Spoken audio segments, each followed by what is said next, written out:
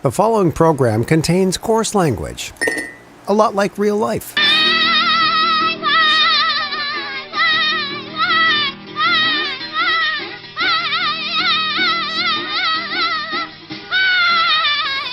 Viewer discretion is advised.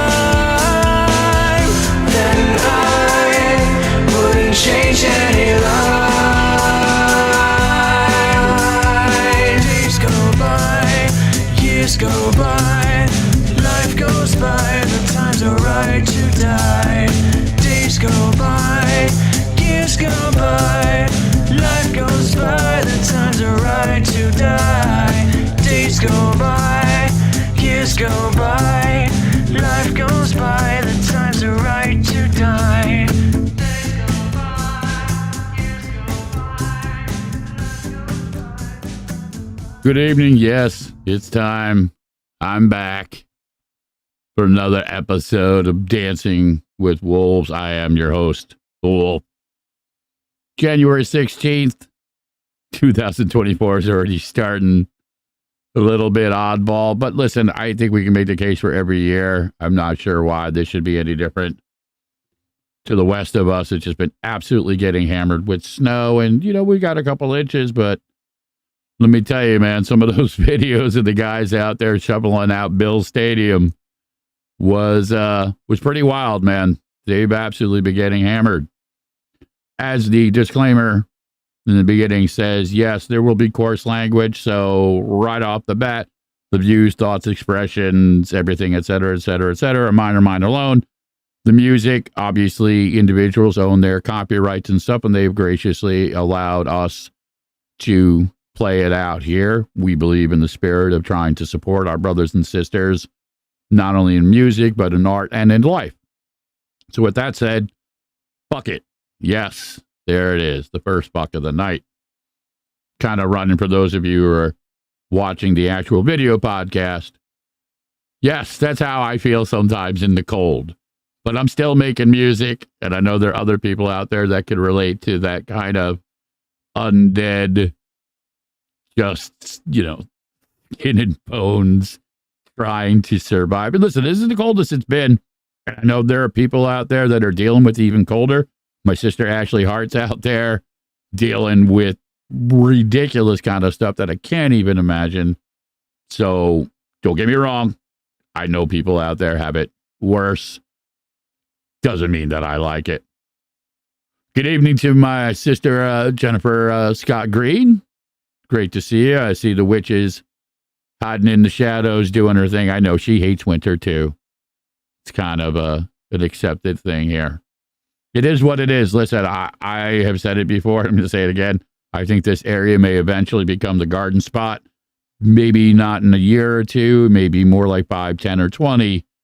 But with the way things are changing, and if the patterns hold true, it's just going to be time, baby. Just time. It's not a question of if, it's just a question of when the planet's she's going to do what she's going to do. And there's, not a whole lot I think anybody's going to be able to change that particular dance right now.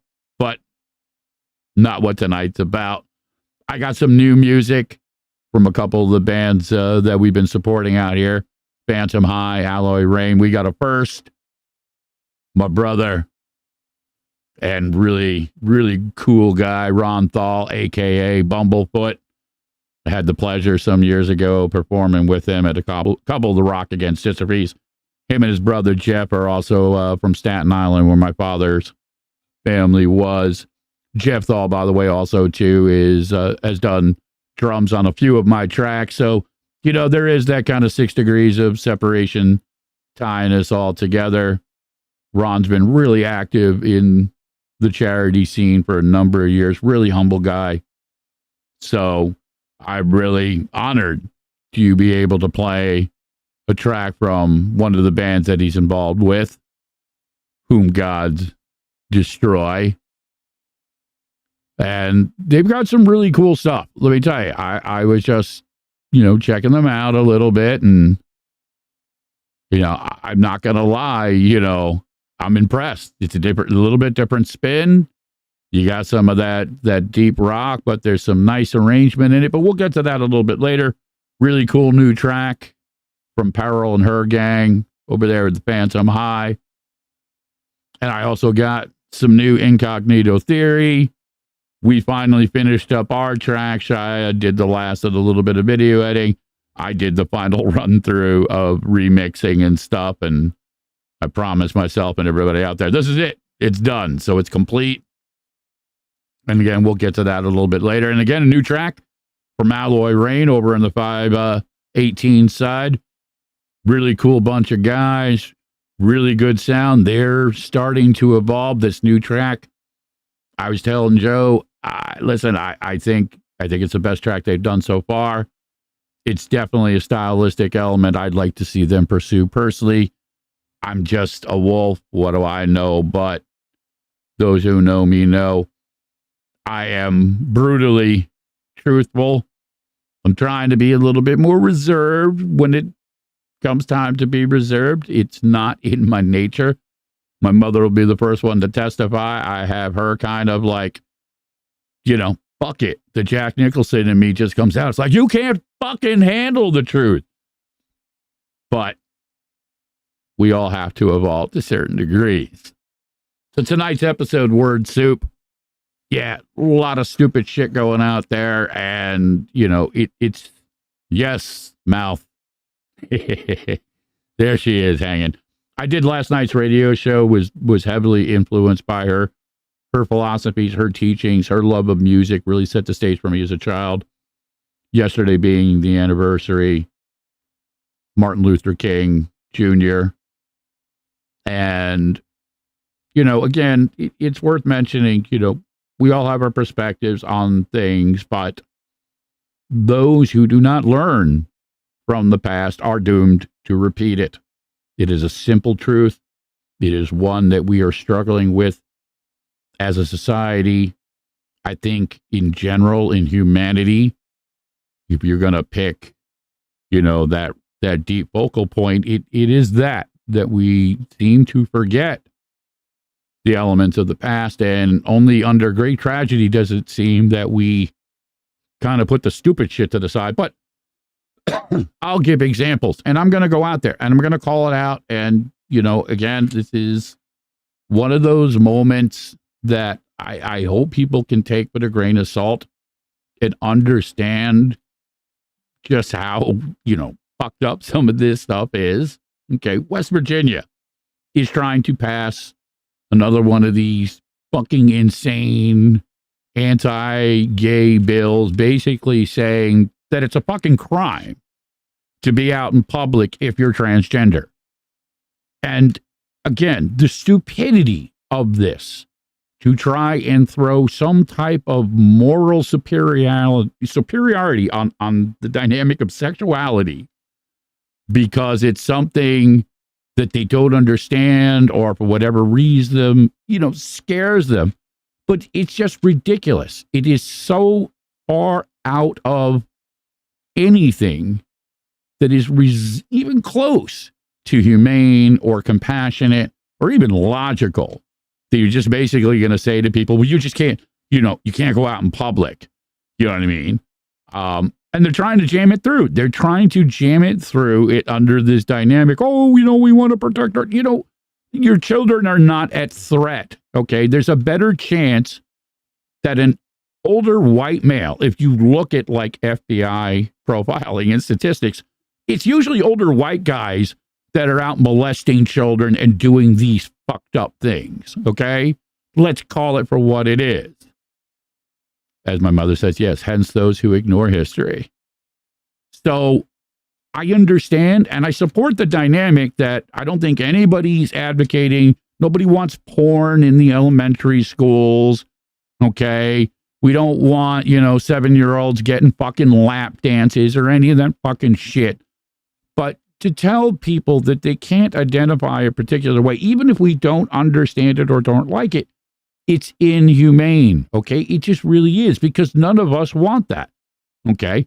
Imagine the alternate reality scenario where, heterosexuality now is, you know what I mean? And you have to hide, not unlike the Jews in Nazi Germany. I know that's probably a horrible fucking analogy, but we keep repeating these patterns of trying to dehumanize groups of people, and it doesn't matter if it's a sexual dynamic or because of the color of their skin, as many within different communities here have experienced as people of color, or because of an analogy, even now, where Florida, they want to ban dictionaries. Like, words are so horrifyingly frightening that we have to ban a fucking dictionary. It is so 1984. It doesn't make fucking sense. Again, I understand and I support the need, as my mother says, common sense. Okay. Certain things, yes, we should be able to find a common middle ground on. But don't come out there with this, we got to ban dictionaries, or, people who identify differently can't even go out in public. All right. It's ludicrous, absolutely ludicrous to try and, make this into, a legal dynamic that you want to prosecute people. You want to put them in jail. You want to build the camps again. Let's just cut to the fucking chase and stop pretending that this isn't where these particular types of roads go to. And I don't give a fuck what end of the spectrum. One of the other stupid things I saw in the word play the other day, Eric Clapton is doing a charity project to support the children of Gaza. Now, again, in its simplest analogy, when you hear that statement, he wants to help raise money to help children in Gaza has now blown up all over the place. You've got, one side of people like myself says, you know what? Thank you. Thank you for at least having the courage to go out there and say, listen, I'm not trying to take a political dynamic on this. I'm just saying, let's help the fucking children. Let's help the kids so that we don't raise another generation of insanity, okay? And the type of hateful, insane shit that has been blowing up. People are like, oh, you must support terrorism, blah, blah, blah. If you're too stupid to understand the dynamic of how a charity organization works, okay, Clapton and his people are not going to hand Hamas a fucking check, you morons. It's not how it works. They're going to work with other partners in the area, be it the Red Cross, be it the UN, be it some other humanitarian aid group that specifically specializes in that type of thing, to try and help those who cannot help themselves. And anybody, I think, that's going to take a side that says, well, it's okay to just kill children. I don't care, again, what the other side rhetoric is. It's bullshit. It's fucking word soup. Okay? It's not saying that Israeli children are less than. It's not saying children from Ukraine are less than, or American children are less than. Children are fucking children, okay? So if somebody wants to step up and help a particular group of children with no other narrative to say, listen, I've got the ability, I've got the money, I got the time, let me make a difference. But no, we have to spin it out. And I understand some people have been playing it from the low-hanging fruit, just doing it to get attention, to be like, hey, look at me. Eric Clapton doesn't need to fucking do that. Okay? All Eric Clapton has to do is pick up his guitar and play. Okay? That's who he is. Now, you don't have to agree with some of the other stuff, and I've heard people, call him out about, some of his beliefs regarding vaccines and this. We're all entitled to our opinion and our perspectives. It should have no reflection on the things that we do, aka him trying to raise money to help children is an action. It is a dynamic that helps somebody else and should not be debatable. You can say and think whatever you want about what's going on over there, but again, I don't care whose children it is. We should not be killing children. Nobody should be killing children. Okay? Something really easy, I think, again. And don't try and play this, well, they're just little terrorists. No, they're not little terrorists in hiding. Children are conditioned. They are taught these things. And over time, it develops into something else. That's what happens with word soup. Because it isn't just the words, it's all the other stuff that's in the soup. The actions, okay? The hypocrisies, the weaponization of information. I mean, word soup. Our favorite trickster, Raji Stone, got busted in a recording talking about wanting to whack some people on the left in politics. And the first thing that, it's just like, well, that's bullshit. It's, at least have the fucking balls, Raji, to fucking own your own shit, because everybody knows that's how you feel. It's not the first time you've danced on these insane rhetoric lines. Okay, and folks, this isn't politics. This isn't American. This is fucking fascism. Okay, this is how it all goes to shit. And I was really impressed. And on the other side of the scale, one of the things I saw earlier today from my sister Gia, she went off on a deep, deep political fucking tangent. And she called it. She doesn't trust any of them. And I am so with her. I don't trust any of them. Okay? I fucking hate Trump. I fucking hate Biden. I hate them all. I think they're all bullshit. I don't think they represent any of us. I don't think politics is anything more than a smokescreen for a bunch of fucking used car salesmen to figure out how to better fuck the general public. And George Carlin was calling it out 30-some, 40-some, 50-some odd years ago. And it's only continued. The struggles, the problems, if you will, they've remained the same now for several generations. It's the same dynamic that my mother was marching against, what she was trying to convey in her children to try and, again, avoid repeating some of the mistakes of the past. And, granted, again, it's never going to be perfect. There's always communication breakdown. There's always misunderstanding, but we have to do better. And I'll use,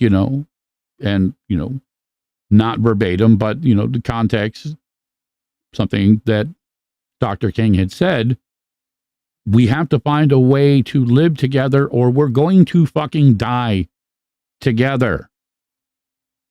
There is no other, this is yin and yang. It's cake or fucking death. That's where we're heading. That's where we're driving things to. And again, the majority of people, I believe, and I have been across this country, and I have people in my life that identify on both ends of the spectrum, left and right, and the overwhelming majority of them are good people. They're not racist. They're not Nazi. They're not communist. Okay?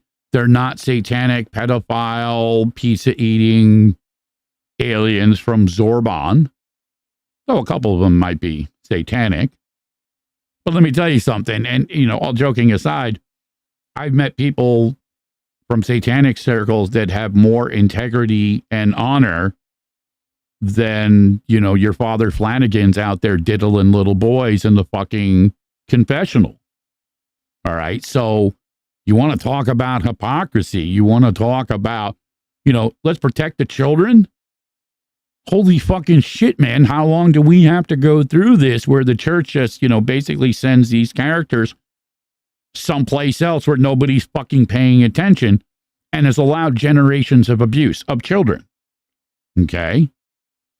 The other irony that came out over the past week or so, our boy Epstein. Yeah, there are a lot of people in those fucking papers, man. A lot of them were getting on the plane and going to the fucking island. Maybe not all of them were, fucking underage women. But, when you hang out with scumbags, guess what? You're going to get fucking dirty. All right. So, yes, I'm getting it to come out. When you dance in these circles, when you associate yourself with less than savory people, okay, guess what? There's a price to be paid for it. Okay? It's not cool. It isn't fucking glamorous. Now, you could make a case that, maybe some of them didn't realize what was going on, and some of it, obviously, again, does get taken out of context. Brother Jonathan's like guilty by association to some degrees, again, depending upon the character, you know what I mean? I think we have to look at each one individually. But knowing the documented backgrounds of both Trump and Clinton, they were both fucking scumbags. Okay? I'm sorry. Okay? They're both scumbags. They're both historically documented as being womenizing, masochistic fucking leches. All right. And whereas that might not be reflective of everything that they've done in their lives, everything in this universe is either a duck or it's not a fucking duck. All right. So connect the dots. And some of the, and listen, the misinformation is really just so out of control, that it's hard. I get it. Part of the reason I do this is to try and find a middle ground and say, hey, listen, I understand why people are reacting to certain degrees to certain things and stuff. And I understand that there used to be a narrative, especially within certain circles, that we tend to just kind of, we go with the flow. So if everybody else is like, we're like, and we can't do that anymore. Yeah, listen, I'm not even going to I'm not going to hang out the laundry list of bullshit that goes with him. You know what I mean? I wish that there was a different way. And Gia was commenting correctly that we have an absolutely completely broken, fucked up two-party system that has us all over a fucking barrel. And whereas I understand the dynamic that, some people are like, you know what, I'm just not going to participate. I respect that. I understand it. But there is a case to be made that sometimes you got to pick the lesser of the two evils. You know what I mean? Which is really just an absolute shit show. Because, and it's been said by a few people, and I'm going to say it, we cannot continue to have this country run by old, degenerate men. Okay? We need a younger woman in there, I think, to break the stereotype, to break the glass ceiling, to basically say, you know what? We got to do something fucking different. And this is not something that's so far out of the box. Plenty of other fucking countries have done it. Okay? And they've done it way before us. Margaret Thatcher, Angela Merkel, just two that jump to my mind. Yes, old white men, I know. I'm not quite old, but yes, I identify. It's disgusting. I mean, I have to walk around and shame them. Just like, you fucking white guys, get your fucking shit together, man. Not all of us are like that. And that's kind of just basically my little oracles. I'm sorry, I'm white, baby. I can't help it. Blame my mother. See? That is, unfortunately, something we can't control. Yeah, listen, it is, again, I get it. Brother Jonathan's like, he doesn't want to dance. He doesn't want to have to pick the lesser evil. He doesn't want to participate in the game. Yeah, I know. Listen, I can see my mother's like, hey, wait. And it's like, I got to have a little fun with it. But listen, in fairness, my mother made it a point.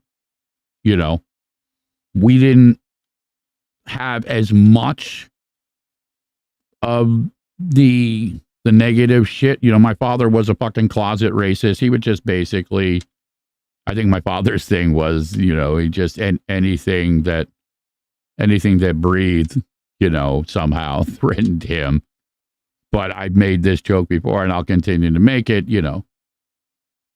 insecure white guys always have a problem with black guys, because they're like, oh, they're going to be fucking our women. They got bigger dicks than us. Oh, man. Whatever. Thank God I didn't have to dance in that particular end of the pool. Listen, I don't know what the solution is. I won't pretend. I just know when it comes time who I'm not fucking voting for, and I'll leave it to that. But again, if you look at the shit show that has been going on, and I humbly submit, this isn't just a bunch of people on the left, playing games. There are a lot of people on the right, judges, senators, business people that are like, listen, the Orange Cheeto is a fucking maniac. All right. He is a complete and utter narcissistic piece of shit. Okay. This guy should never have been allowed to represent conservative elements. He's made the movement look like a bunch of fucking Nazi fucking brain dead zombies. And my mother clarified, in reality, yes, it was white slave owners that raped black girls and women. Yeah, listen, our founding fathers laid a really ugly little blueprint in that stuff. But we don't want to talk about that because it makes people uneasy. They don't get it here in the word soup here that I'm trying to serve. That nobody's saying that you did it. And you know what? If you had somebody in your history going back, 200, 300 years ago that did some fucked up shit, that's not on you. Okay, nobody's saying it like that. And if anybody is saying it like that, they're full of shit too. They're just trying to weaponize it. But we need to have the honest conversation. So I'm going to continue to try and have them. So I want to shout out a couple of the shows that are going on out here. Rock Against History, brother Tony Rodriguez is pulling it off March 23rd down there at the VFW Post in Port Monmouth, New Jersey. For those of you who know, that's where the Arts for Autism Festival has been going on for a couple of years now. It's a really cool place, really nice environment for a show. And then, I don't have the list of everybody that's going to be involved yet, but there's going to be some interesting characters. There's going to be some really great bands and personalities. This is one of those things, same as the Arts for Autism, that a lot of people come out for, and it makes a difference. And this one especially is going to be a memorial of Brother Turbo, who passed not that long ago. Him and his brother Josh are sorely missed. Mama Turbo, if you're out there, we love you.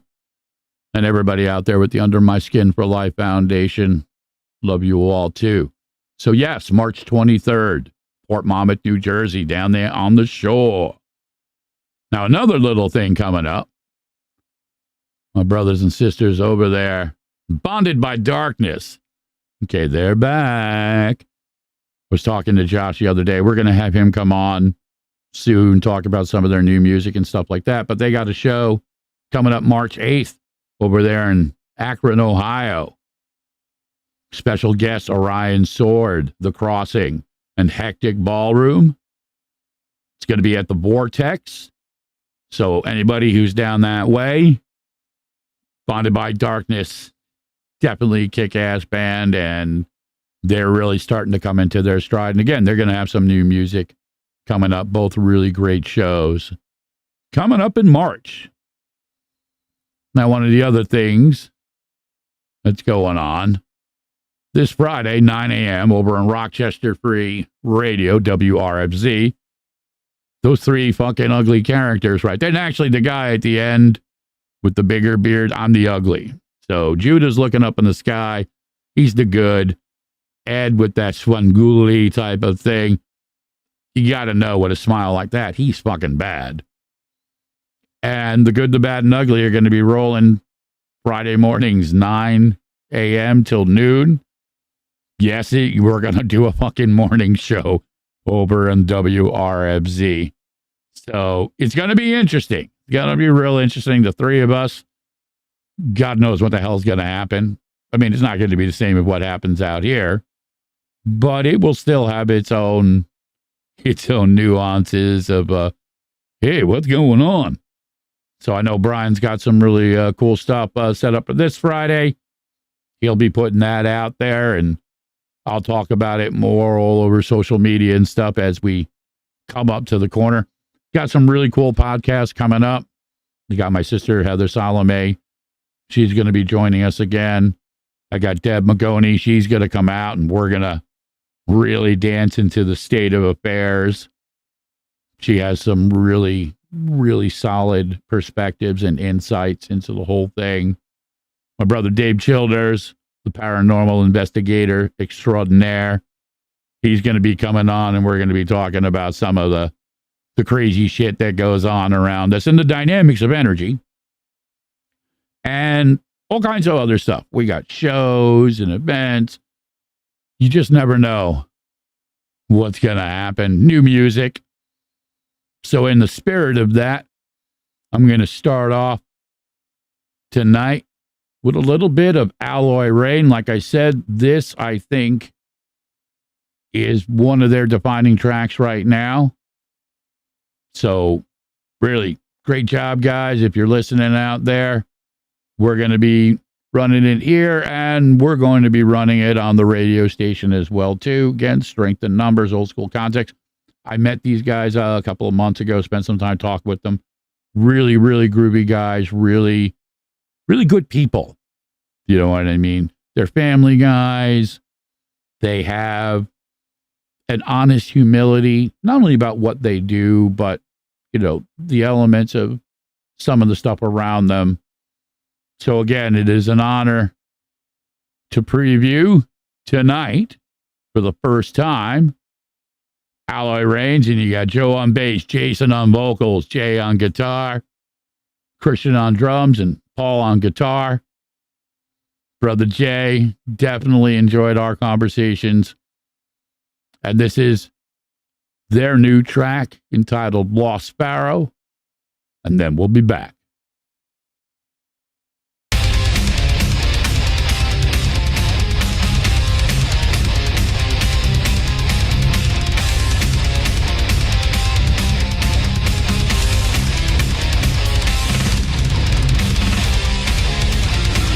Elevated arrogance, division amongst the people, a lack of class and relevance, atrocities unspeakable. Sickness of the last arrow, empty rivers of rainfall, revealed secrets of the last arrow, tales of betrayal, shame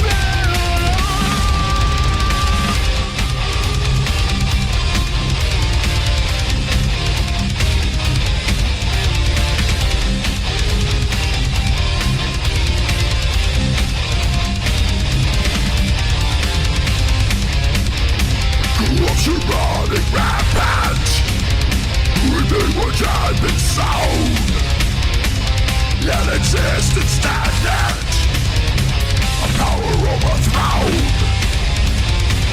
Donovan, you reign, the people know no rule, tyranny to blame, a sunken ship of fools.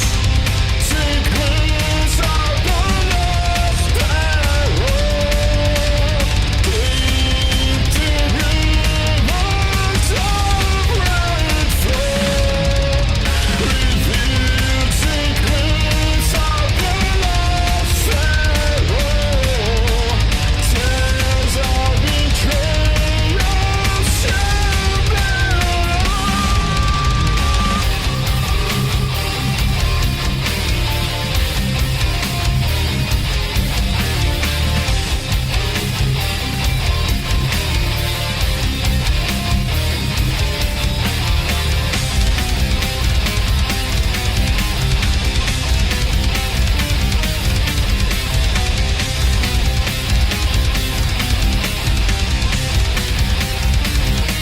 of rainfall,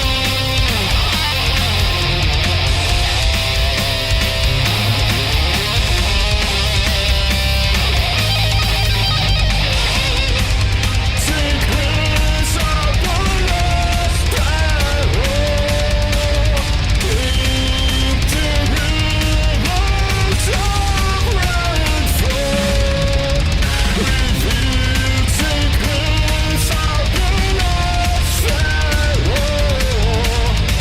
tales of betrayal, shame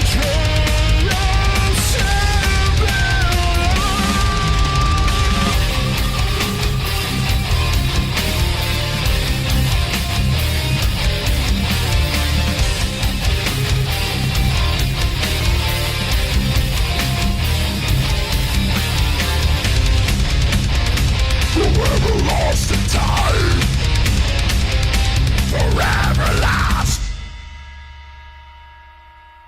Oh, yeah. Little bit of Alloy Rain. The boys up there. Great bunch of guys. And looking forward to what may be coming down the pike with them. So you never know. These are the beautiful things about bands and musicians. They evolve. Now, hopefully they don't evolve as much as that. But, hey, And that's the visual joke from what's up there on the screen. For those of you who are just listening to the audio only, yeah, you just got a bunch of corpses up there rocking and rolling. It is the band of the dead. The good, the bad, and the ugly. You like how I played that?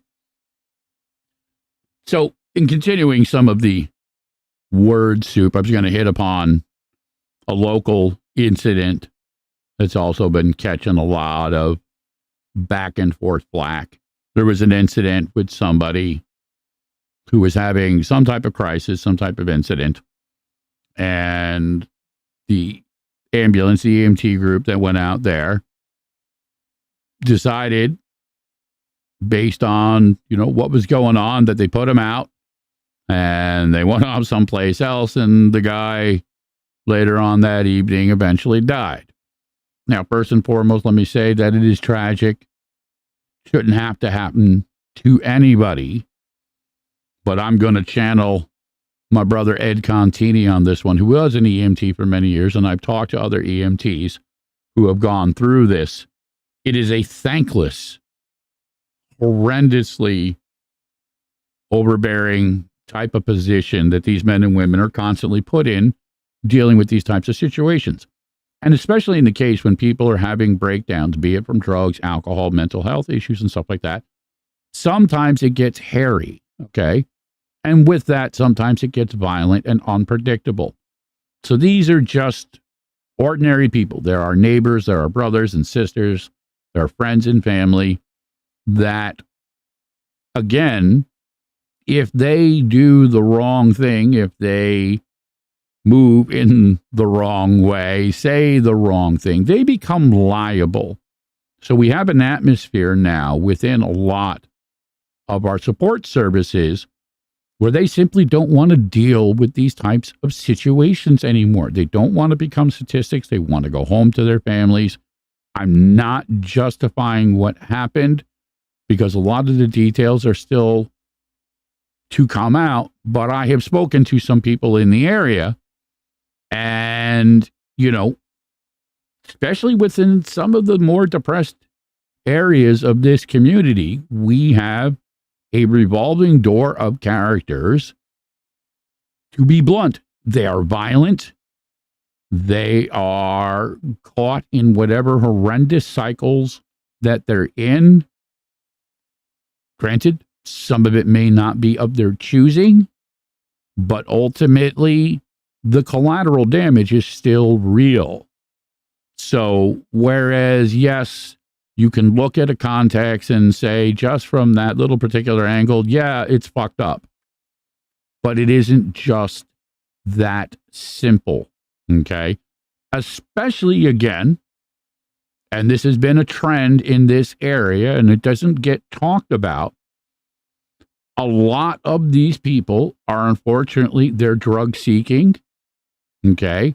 They are cast out into a society that is not prepared or equipped to really help them.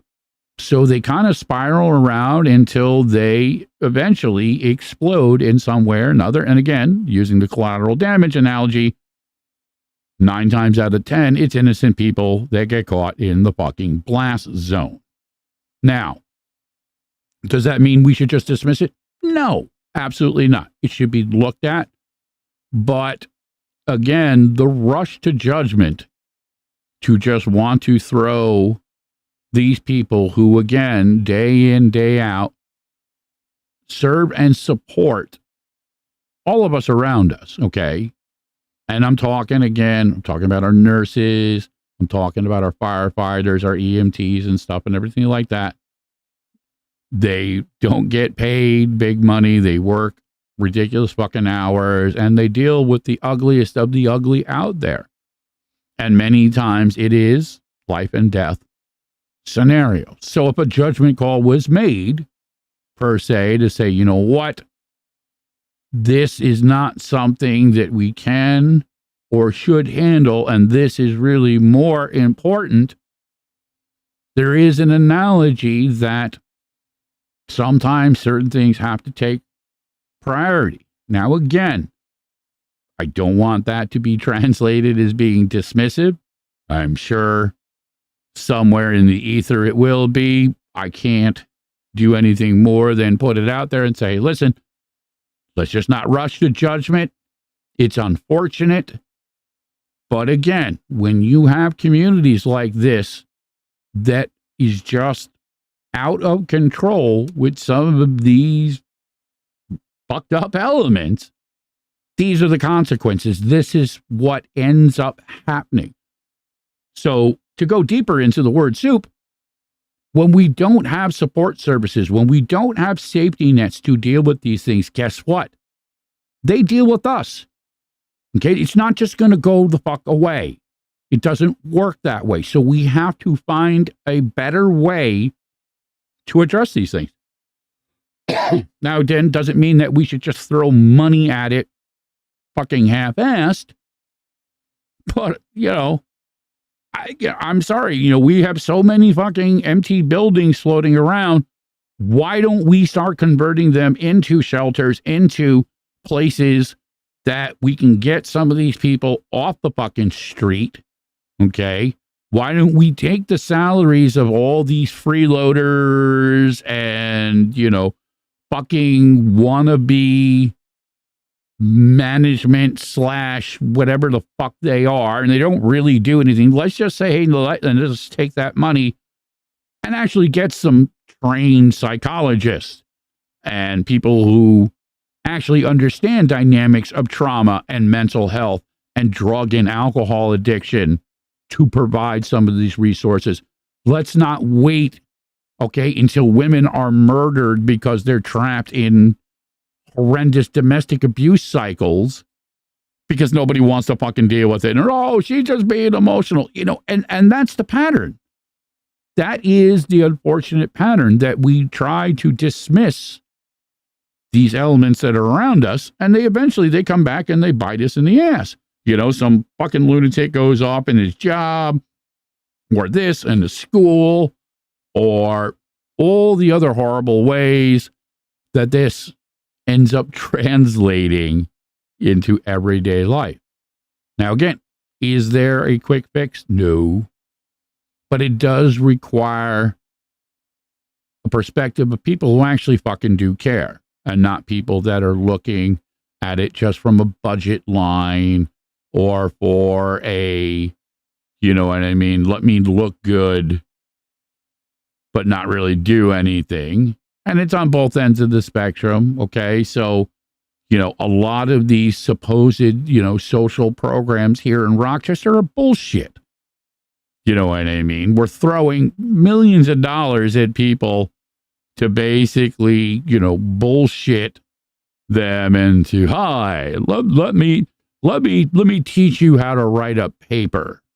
Okay. Hey, you know what I mean? Let me pat you on your back and tell you about how it's just going to be okay. Just do what I do. It doesn't fucking work that way.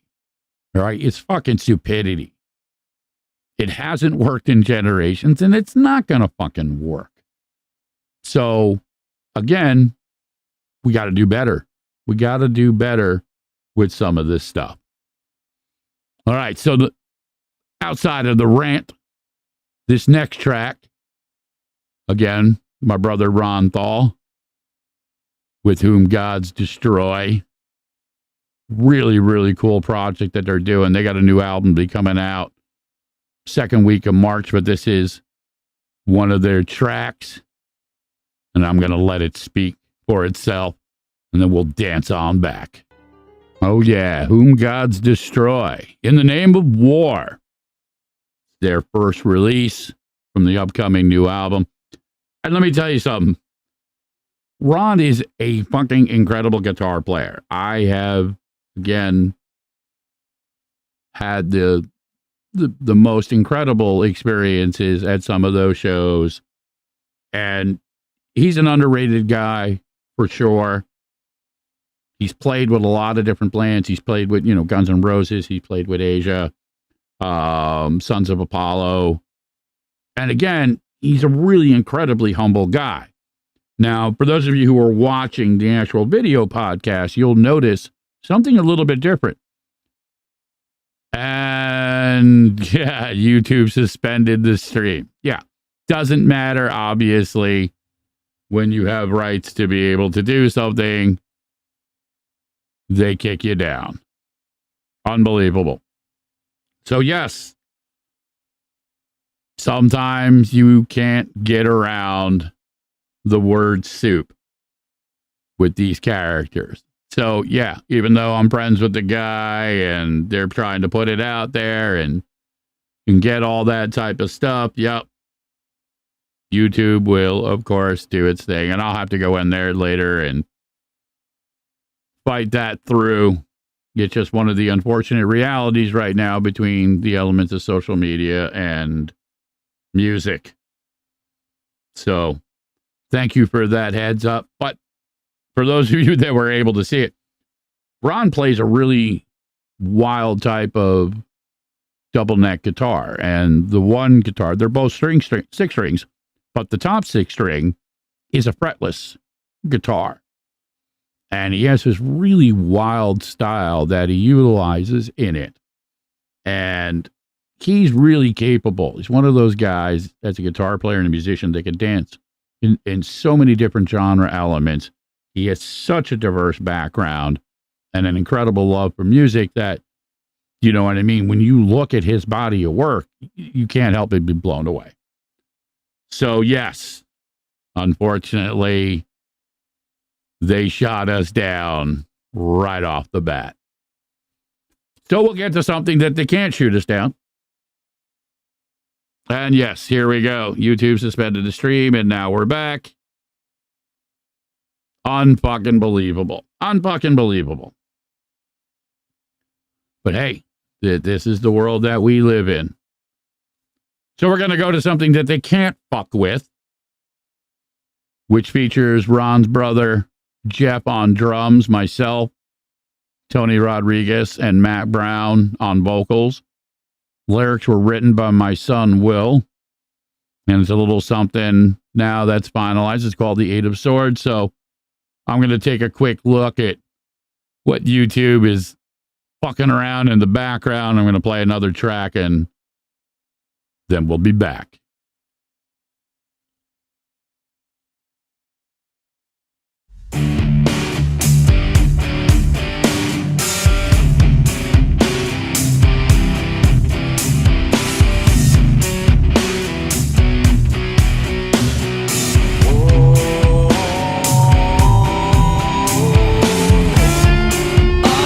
Sleepless nights spent wishing for one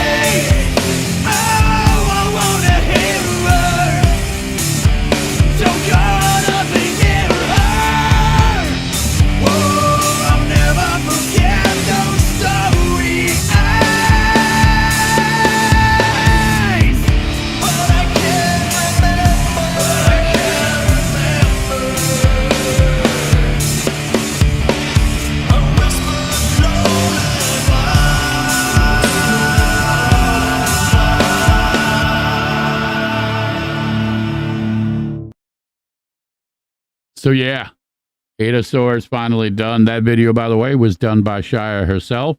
She spent a lot of time piecing it together, editing it, and putting up with my change this, change that mentality. So much thanks and love to her for that. Going back to the earlier analogy, Ron and Jeff, come from a deep cut of music. They're both really talented musicians, both really great guys and stuff like that. Again, it's been an honor to be friends with them and perform with them. And, Jeff really helped me out with the drum tracks that he did for me and stuff. And, originally a lot of this stuff just kind of sat in the ether. Originally, the first track that Jeff was on was Keep On Talking. And then some of it I used on Just Like Me. But when people go out of their way to support those, obviously that, don't have the same, notoriety or fame or whatever you call it, it is a reflection of character because it's easy to embrace the ego dynamic. Those guys are definitely not part of that mix. So in continuing the dance into the word soup, here is the irony. This is when I stream it out on YouTube, I specifically do this so that way this stuff can go out there for free for people to enjoy, to see, to be able to promote bands that don't get the same type of exposure. Obviously, I promote my own music. I also use it for my sanity to talk about the things that I believe are important, to share my perspective, my experience, strength, and hope. So this is not a monetized station or anything like that. And it's just ridiculous when you go look at these platforms and you look at the type of shit that's on them and the numerous channels. Now, again, I'm just saying, if you're going to have a standard, for the love of fucking everything that is good, make it a consistent standard. You know what I mean? You have so much stuff out there where people are just doing all these things and they're obviously using this other stuff and they're making money off of it. And that's okay. That's cool. But, I come out here and I share my buddy's video because he's my friend and I want them to have the exposure and I think it's a good track and I want the people I know to be able to get turned on to it. No, we're going to suspend that stream. Why? I'm a fucking radio. No, it's not enough that we already pay for licensing and shit through the radio station. It's not enough that I pay for the subscription services and all that. It's not enough that I paid ungodly amounts of money and purchasing albums and stuff like that. No. It's ridiculous. But it's a battle I will have to handle on the other end, as they say. But it's one I'm going to, because I've danced this before and I've won, and I'm going to continue to point it out that you can't just send these little computer spiders out here and not look at the dynamic beyond what is going on. Okay? This is fucking insane. But hey, we do what we can do. So I'm going to jump to another band that I've been playing out here on a regular basis. Really great band from over the other side of the lake in Toronto. That band would be Phantom High. I had Peril on here last year. Really great interaction. She was incredibly humble and very honest in sharing, not only her experiences in life, but how they have translated into her music, what she does. I definitely feel, and I'll continue to say this, that this is the type of stuff that we should all be inspired by, because it's not easy to dance within some of these, we'll call them rougher waters of where we're at, where perspectives, how people tend to label and stereotype, and even more so hate upon those who are different. Okay? And that's not even a soup. It's poison. Okay? That's all it is. It's poison. So I'll keep on speaking out against it, and I'm going to keep doing what the fuck that I do. So I'm going to keep it rolling along. with another new track, again from Phantom High. And this one's called Follow, and then we'll be back.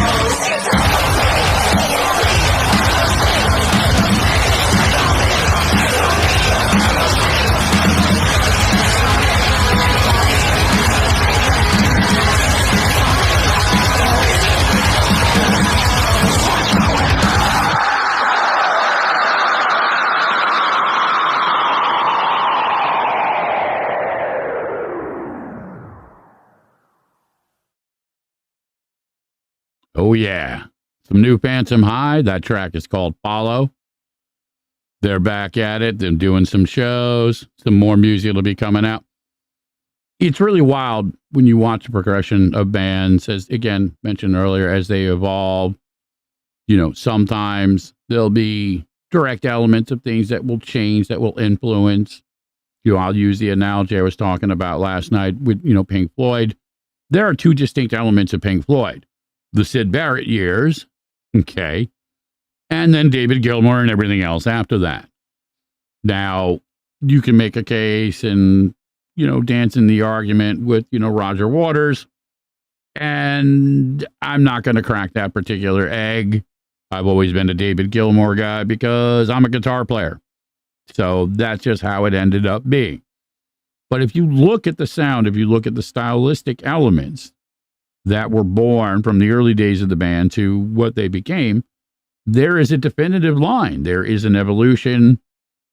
You look at the Beatles from the early Beatle albums, and they pretty much had the same lineup if you remove the Pete Best factor, which really didn't influence any of their recordings for any intent and purpose. But just for the sake of argument, you look at them as a performing band in those early days, playing at places like the Cavern, and then obviously the first couple of albums in the early 60s, Meet the Beatles and others, songs like, I Want to Hold Your Hand and Twist and Shout, had a different type of style to it.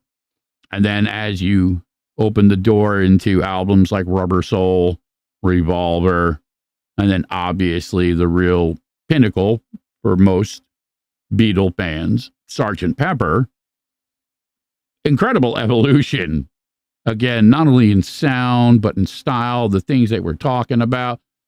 George dragged them all over to India to hang out and, do that thing. And they started experimenting, not just with drugs, but with different types of recording elements.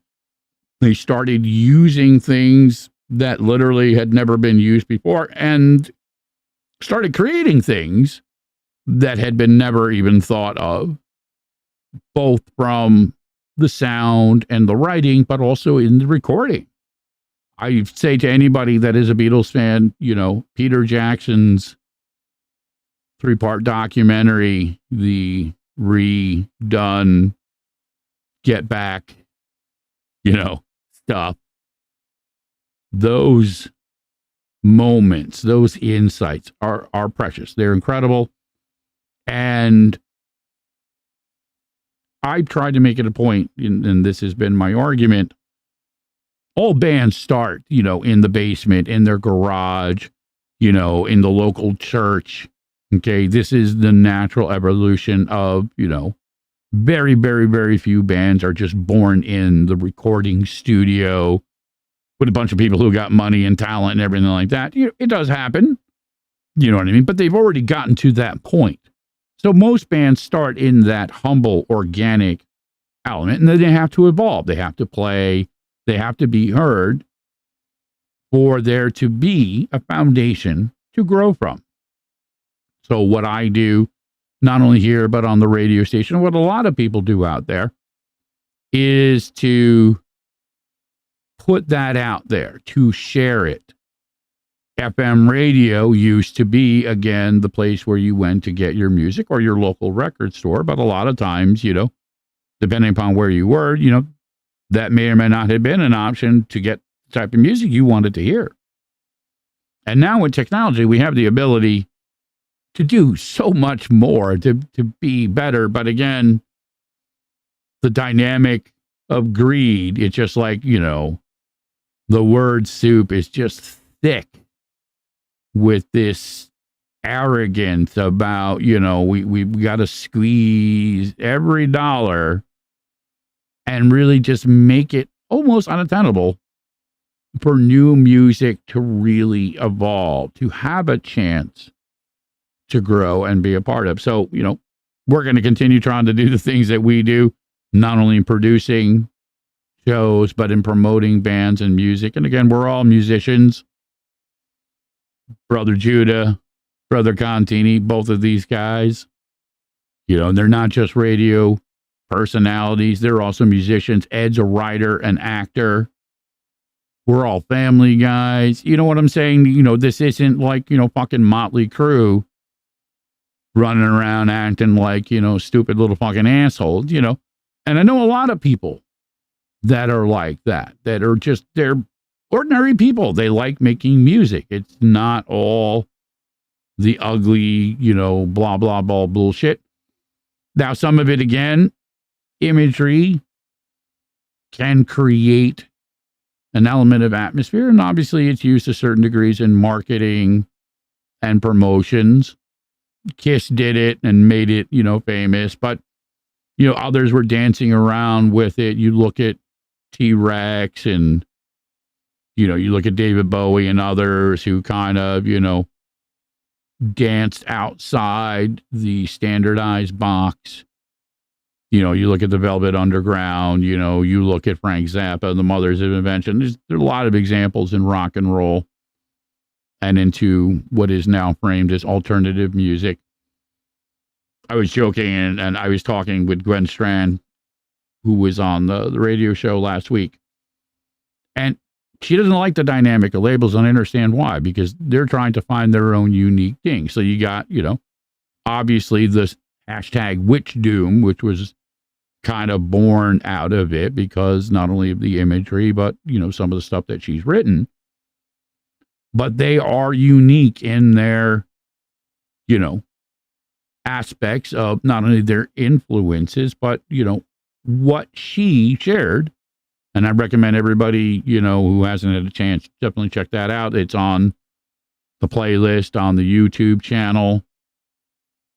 She was really, really honest about the things that brought her to her music. She shared dynamics. She was still uncomfortable performing some of them because of how deep the emotional ties go. And, in retrospect, it blew me away in the moment, but it's had a much deeper impact since, because that's real humility. That's real magic in creating something to share, because a lot of this, again, as mentioned, is prepackaged. It's bullshit. It's just, again, some low-hanging fruit or, the same old repackage with all the glitzy. And it doesn't really reflect life. It doesn't reflect pain or darkness or sorrow or fear. And then every once in a while, you get a band like, again, Frail, that comes around, and somebody like Gwen Strang, who just lets it all fucking hang out. I can make the same case for Peril. A lot of what Peril writes in Phantom High is reflective of personal experiences and feelings and darkness and uncertainty and a whole lot of fucking rage. And I can say the same thing about Alloy Rain, that these guys are just taking a context, their perspective, and putting it out there in an honest translation from how it speaks to them.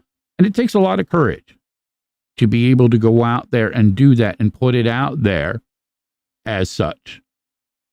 I had a conversation the other day with my buddy Mark Tulin, who's doing drums now with us in the Pocket Full of Wolves.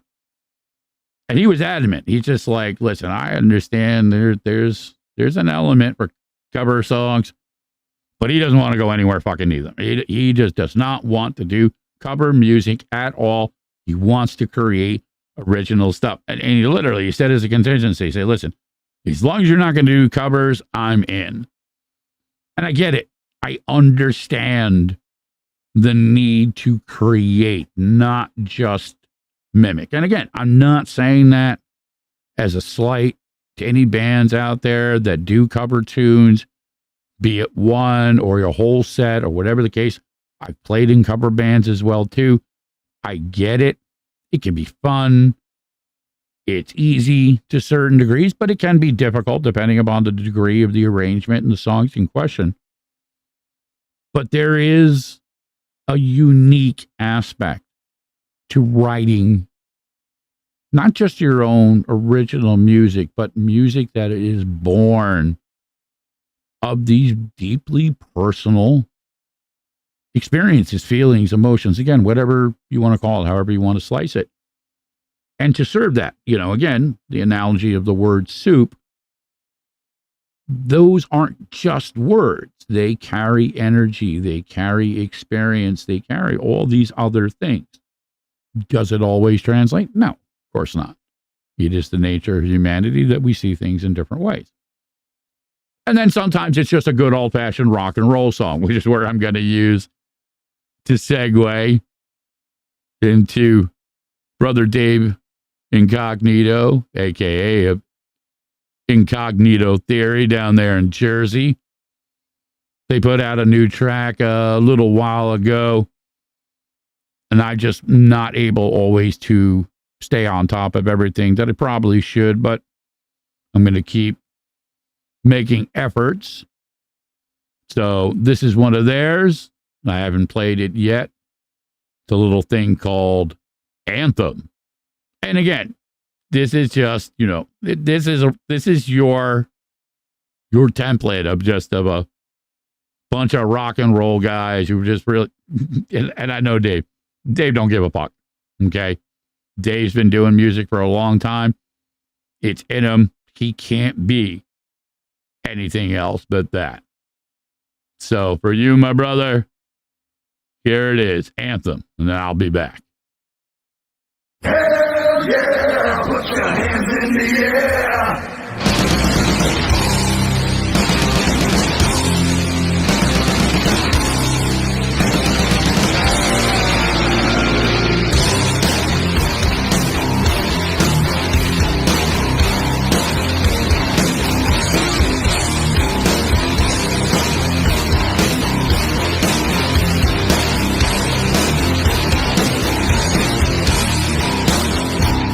Hell on a Saturday night. Me and the boys are out for the last ride of the night. We don't mess around, don't talk no trash. Mr. Offender Outlaw, this will be your last. Raise your glass. Let me hear you scream it loud. Oh yeah. And we'll be partying all night. Oh yeah, yeah. Hell yeah, put your hands in the air. This is our anthem and we just don't give a damn.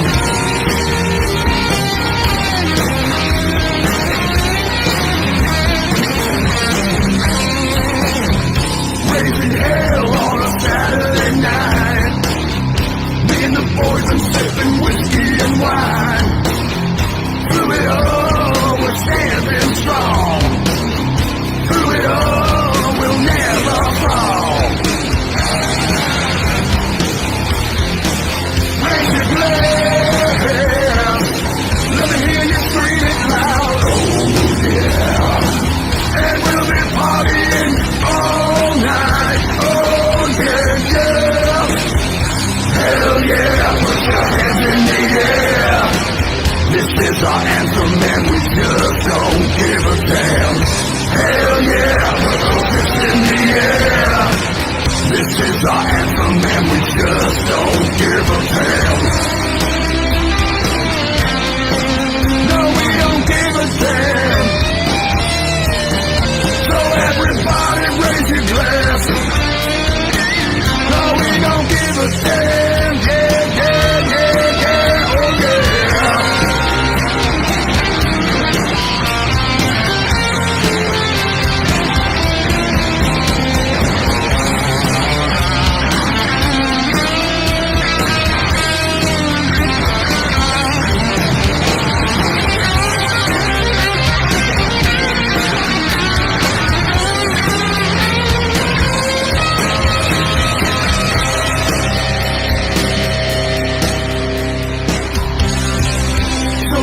Raise our glass.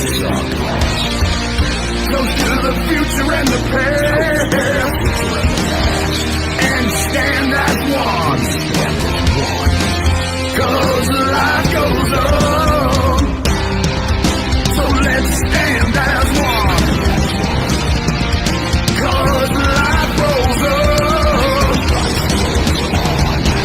So let me hear you say, hell yeah. Put your hands in the air. This is our anthem and we just don't give a damn. Hell yeah, put those fists in the air. This is our anthem and we just don't give a damn. Hell yeah, put those hands in the air. This is our anthem and we just don't give a damn. Hell yeah, put those fists in the air. This is our anthem and we just don't give a damn.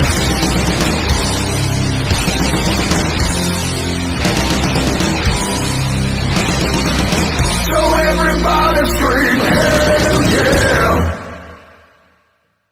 Well, yeah. A little bit of that dirty Jersey rock and roll. Little, again, we all have a different take on it. Okay. Understandably, not everybody feels the same way. We don't obviously act the same way. But it's nice to know, again, within at least the scope of rock and roll, you know what I mean? That, yeah, you can expect, certain dynamics. You're going to see girls dancing around. You're going to see, some motorcycle stuff. You're going to see some, yeah, man. It's cool. You know what I mean?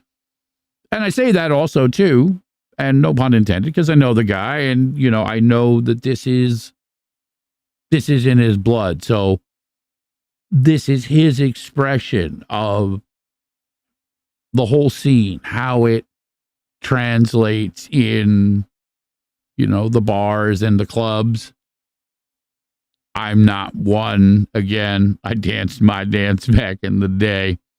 It was funny because I was having a conversation. This is the irony. I was talking to Ron Thal, and he was just basically, he's just like, I'm not going to be doing a whole lot more of these shows. He doesn't want to go out there running around doing the craziness.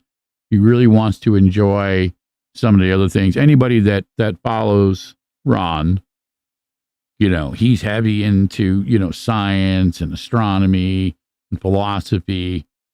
He's not just a fucking guitar player.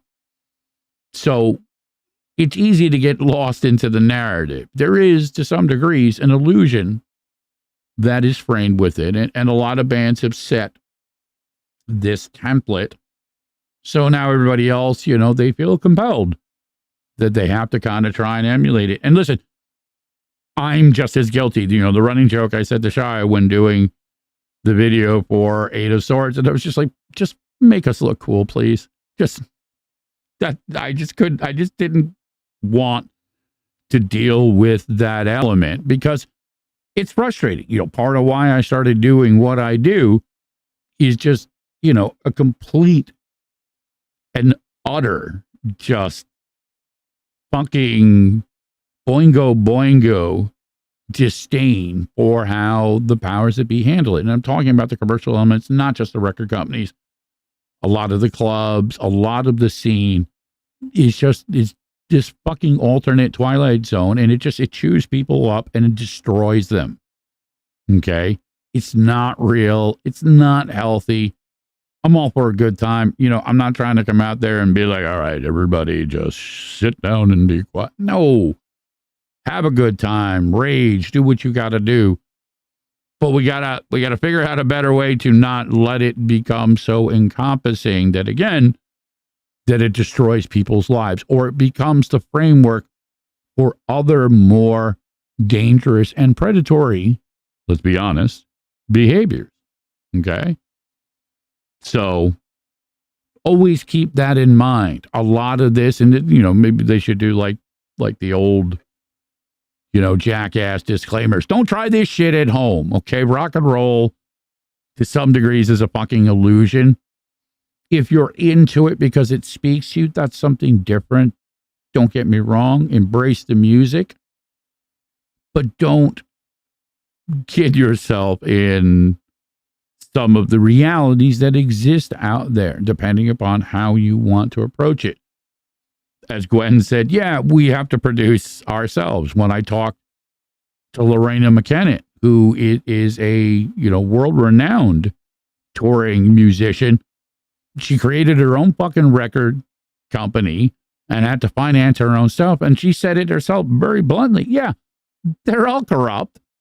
They're not really concerned about anything that's real. And it's become a monster, you know what I mean? And within this word soup hides the truth. You know what I mean? Not everybody really wants to talk about it because, well, then it might fuck up my good time. Well, if your good time is somebody else's bad time, or worse, somebody's fucking nightmare, then guess what? You know what? The needs of the many outweigh the needs of the few, or in this case, the one. It is the lesser of the evils. So I got some really, really cool shows coming up.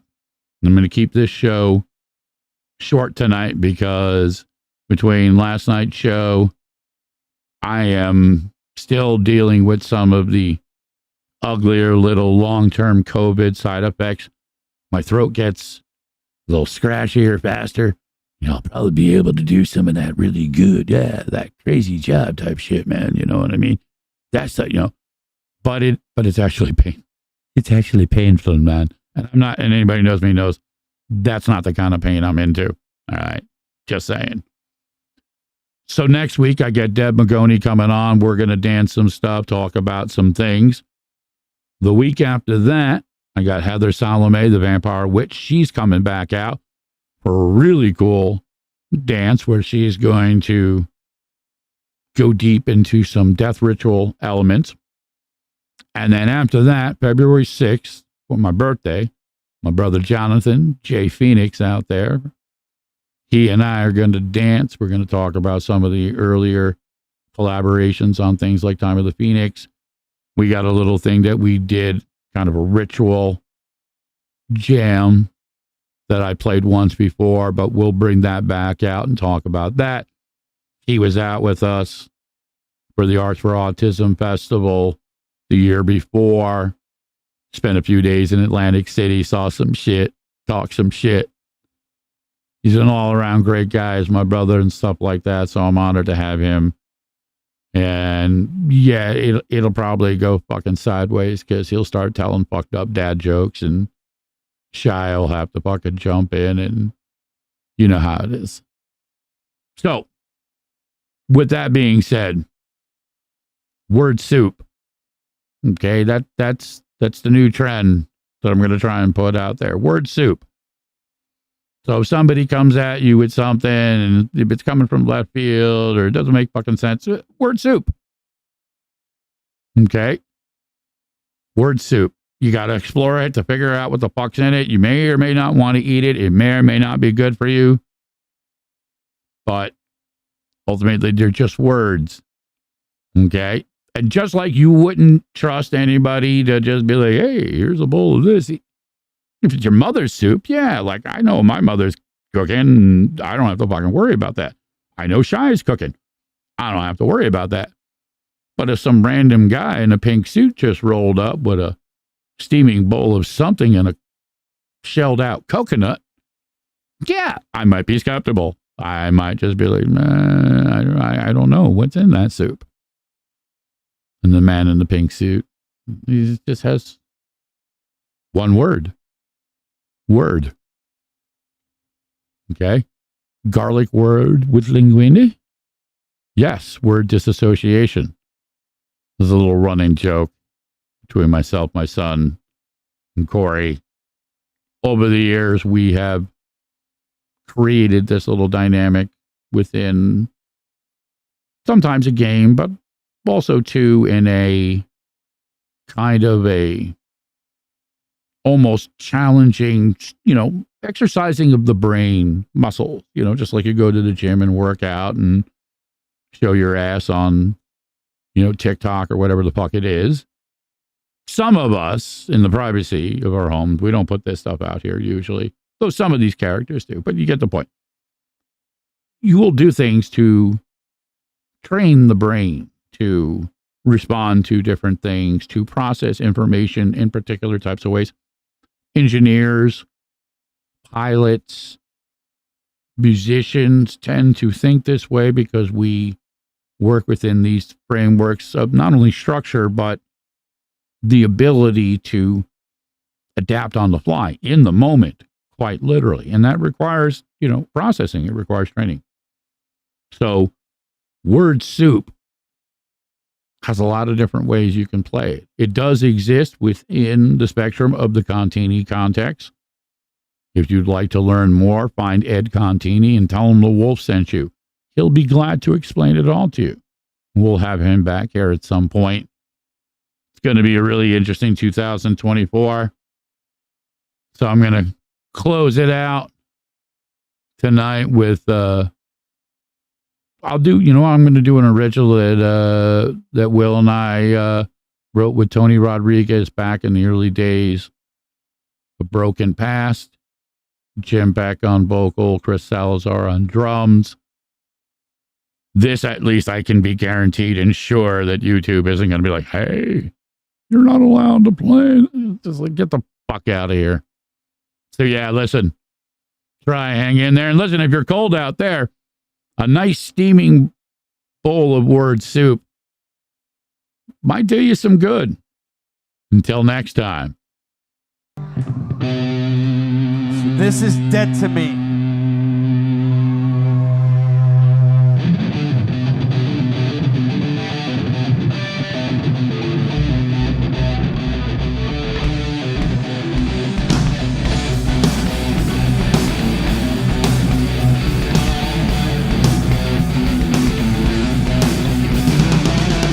Everyone's eye tells a story.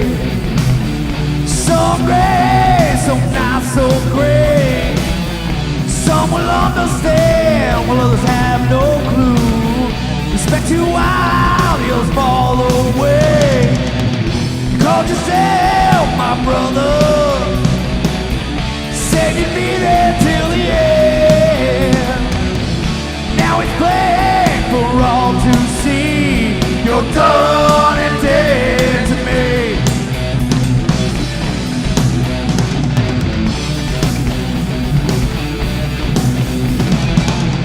There's a lot of people talking from both sides of the face. Hands in my pockets, always looking for a taste. When you look in the mirror, do you see a disgrace? Called yourself my brother. Said you'd be there till the end.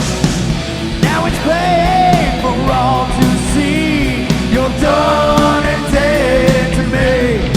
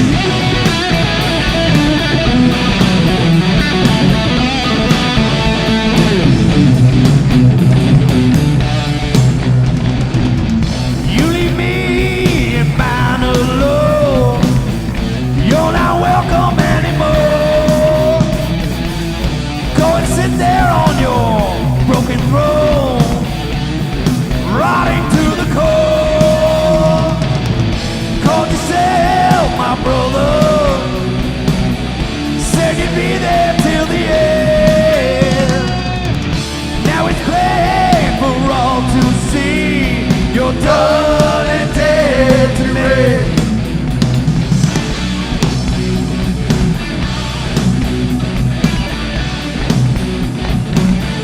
Look in the eye and the shake of the head. Loyalty and respect. Or is it wild just to stab you in the back? Do you think you'd ever truly understand? Called yourself my brother. Said you'd be there till the end. Now it's plain for all to see. You're done and dead to me. Called yourself my brother. Said you'd be there till the end. Now it's plain for all to see. You're done and dead to me.